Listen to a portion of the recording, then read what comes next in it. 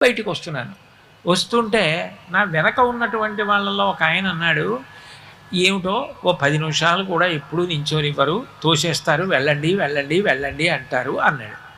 నేను నిజమే కదా, పాపం అలా అనిపిస్తుంది కదా అనుకున్నాను. ఇంకొక ఆయన కళ్ళు ఎత్తుకుంటున్నాడు. నేను అనుకున్నాను బహుశా బయటికి తోసేశారని, వెళ్ళిపోమ్మన్నారని. తోసేయడం అంటే వెళ్ళిపోండి వెళ్ళిపోండి అన్నారని ఆయన కళ్ళు ఎత్తుకుంటున్నాడులో ఉంది అనుకున్నాను నేను.